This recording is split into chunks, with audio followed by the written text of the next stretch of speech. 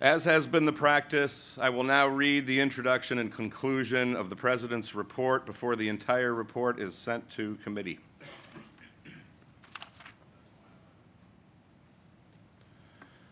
Greetings, sisters, brothers, and kin.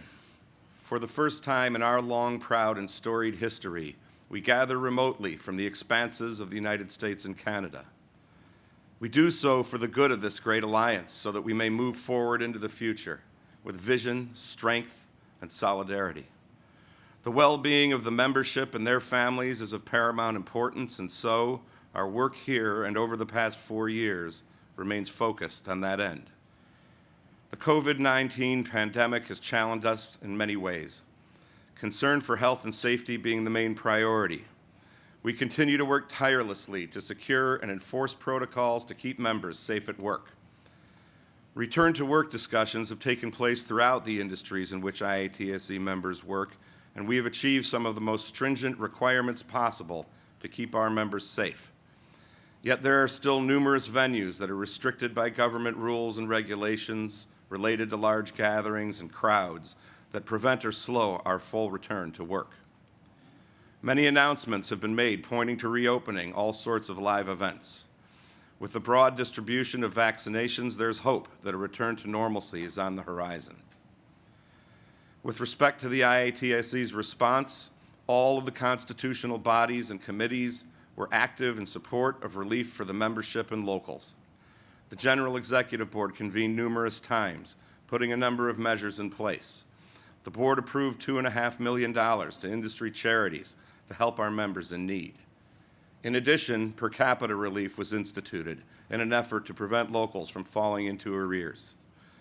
We formed IATSE Cares in an effort to provide direct assistance to members most in need, and had volunteers sign up to help, member to member, by delivering necessary supplies to those in need. A program was also instituted to check in on members who were isolated by placing periodic calls to keep them socially connected. We stood together for the well-being of the membership, and that is always our primary goal. Among our most important efforts was the lobbying government throughout the U.S. and Canada to implement relief and economic assistance that would apply to our largely freelance workforce. It was crucial that we made it clear that our industries were among the hardest hit and that workers in entertainment would need immediate, meaningful assistance to make it through, arguably the hardest times in our history. Our legislative and policy influencing efforts paid off. IATSE members were included among those who would receive extended and increased unemployment benefits, lump sum payments, and health coverage extensions. Legislation such as the Save Our Stages Act was introduced in the U.S. to support our employers with their efforts to restart operations by making up for losses due to the pandemic with government grants. The trustees of the IATSE National Benefit Funds and the Motion Picture Industry Health Plan took swift action to secure and extend health coverage on behalf of the participants.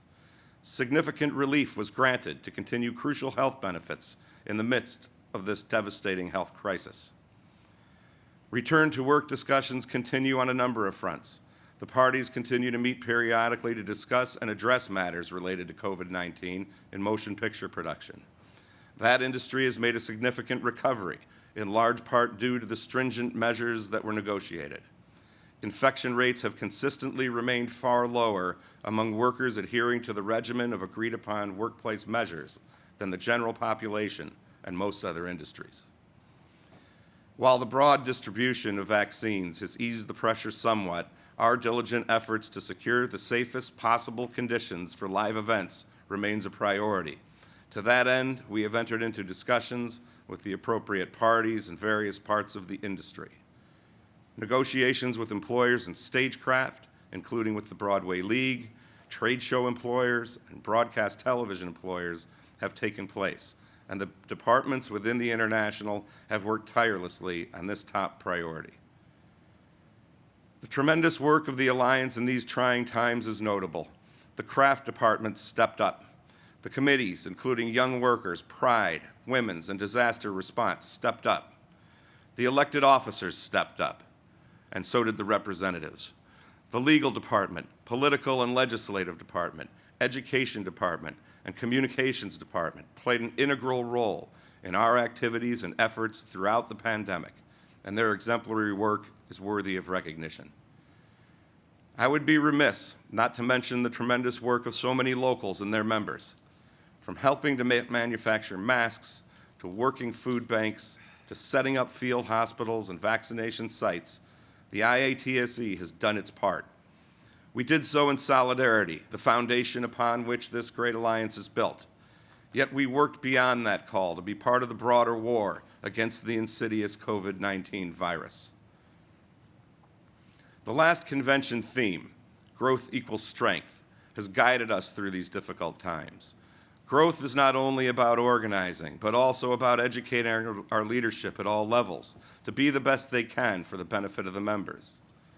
It is about increasing our reach with robust and sophisticated communication tools. It is about being knowledgeable about policies and laws that are constantly evolving. It is about mentoring the members who will be the strength and leadership of the future. And it is also about personal growth, tolerance, acceptance, and a commitment to make the IAT the strongest, most inclusive organization we can be. I have reconstituted the existing Diversity Committee.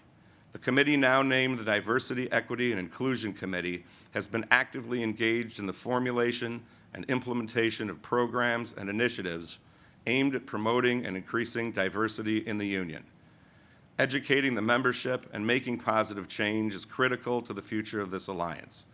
We, as an organization, must recognize that social injustice is intolerable, that all people deserve dignity, respect, the fair and equal opportunity to pursue and fully realize their personal and professional goals. To that end, we must educate each other and be forward-thinking. We must acknowledge that there are unfair systems in place and that change must happen.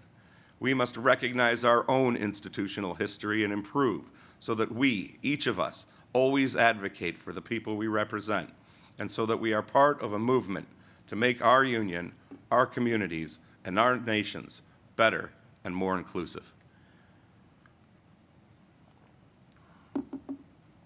The May 25th, 2020 murder of George Floyd by police inspired global demonstrations and protests. The world watched the video of Officer Derek Chauvin with his knee on Floyd's neck for 8 minutes and 46 seconds in horror and disgust. This sickening crime motivated a reckoning about racism and treatment of minorities. A loud and strong call for change has been heard, and we will act on it. We can never sit idly by while injustice is repeatedly inflicted on a group of people because of the color of their skin. Black Lives Matter. In Canada, the National Day for Truth and Reconciliation was introduced as one of the 94 recommendations of the Truth and Reconciliation Commission, which will create a new federal holiday beginning this year and continuing every September 30th, called the National Day for Truth and Reconciliation. The bill was fast-tracked after the discovery of the remains of 215 children in unmarked graves outside a former residential school in British Columbia.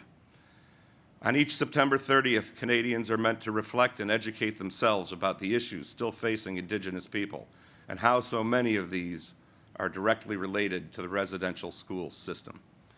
September 30th provides us the perfect time to present our members with an educational opportunity while also showing our solidarity with the Indigenous community.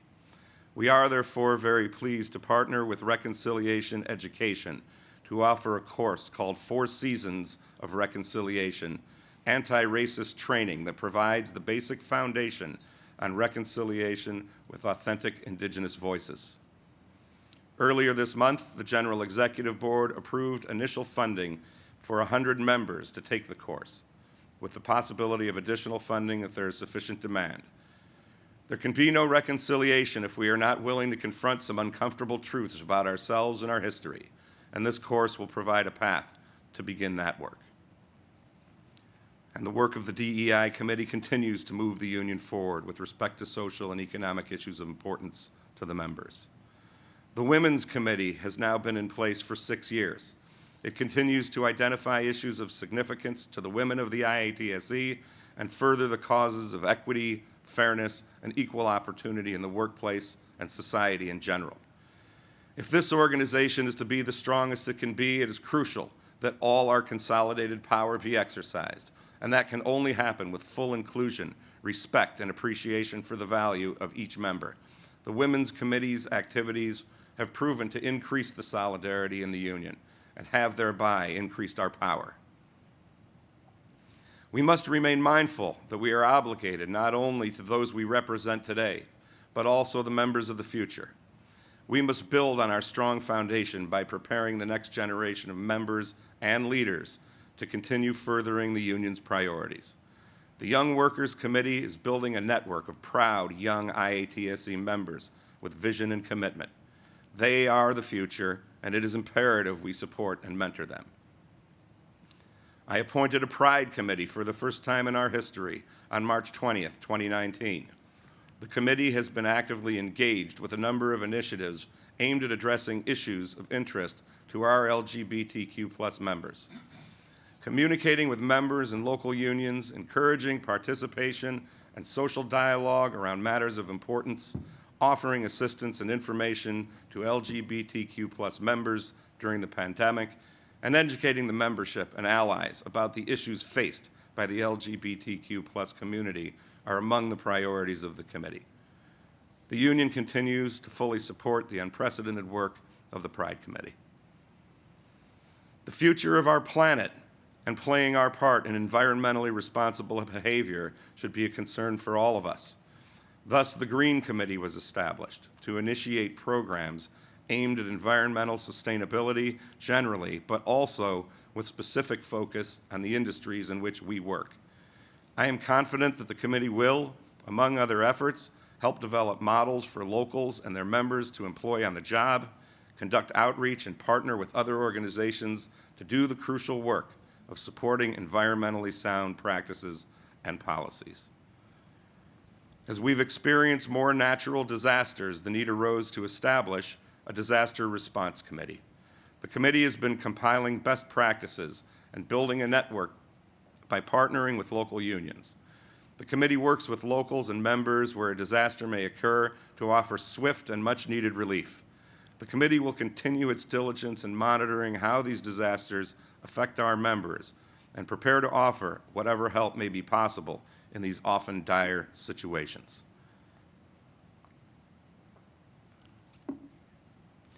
As we move the union forward, we continue to build on solid foundations laid by our pillars of success.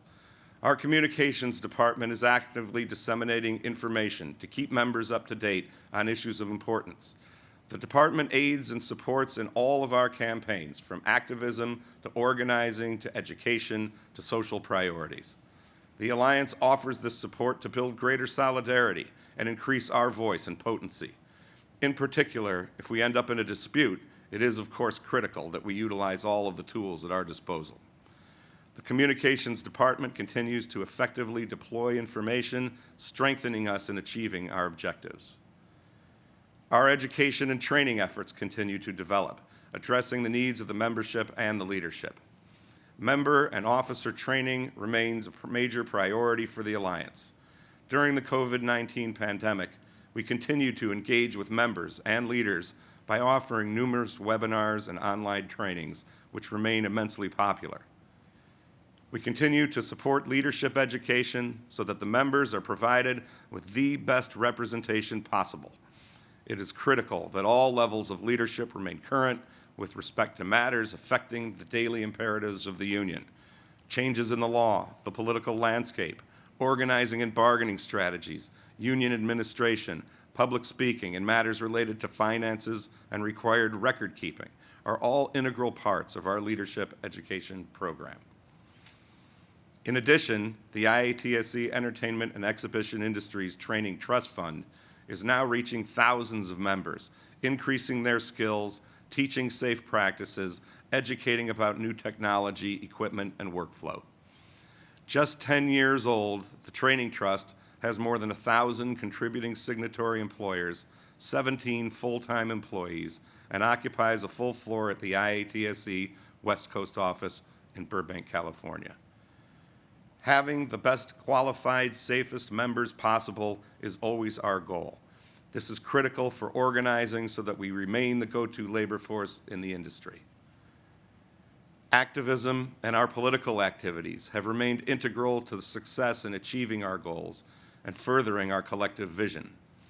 In addition to political advocacy designed to put our alliance on solid social and economic footing, we also engage in myriad kinds of community outreach, charity work, and relationship building with organizations and entities that are like-minded in pursuing fairness and justice alongside us. Our work in these areas promotes the interests of this union as well as the general goals of the labor movement.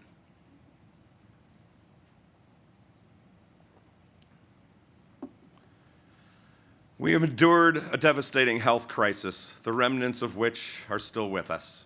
Yet, here we are together working to better the future for our members with pride in our union and great hope. In the face of the pandemic, our work, like so many others, was put on hold. Still, the IATSE grew in membership by 16% since our last convention. This is an indication of the purpose, resolve, and will of this alliance. We have become an organizing union, recognizing that we must strive to protect all those who work in our crafts, increasing our power, protecting standards, and building on protections for entertainment workers. Brothers, sisters, and kin, together we rise from the depths of the COVID pandemic. We rise in the face of loss, struggle, sadness, and pain to construct a future of hope, prosperity, and physical and emotional well-being. We rise to the challenges of racism and inequality, equal rights for all human beings, regardless of what they look like or who they love, will always be an imperative embedded in our purpose. Together we rise to the challenges of our industry that our industries must meet head-on and the invariable changes that always accompany a profound global event. Yet we must be forward-thinking to envision opportunity when it presents itself through change. We rise and stand tall as fierce advocates in protecting the sacred gift of democracy. We will never allow our nations to suffer the indignity of lawless and reckless behavior that threatens the sanctity of things we hold dear, namely truth, justice, and the rule of law. Together we rise in solidarity as organizers to grow, secure, and protect our rightful place in the entertainment industry. We rise in solidarity to turn strength into tangible advancements and our protections for our members at the bargaining table. We achieve the most when we stand together. The interests of our adversaries are always served if we are divided, so we must always remain united.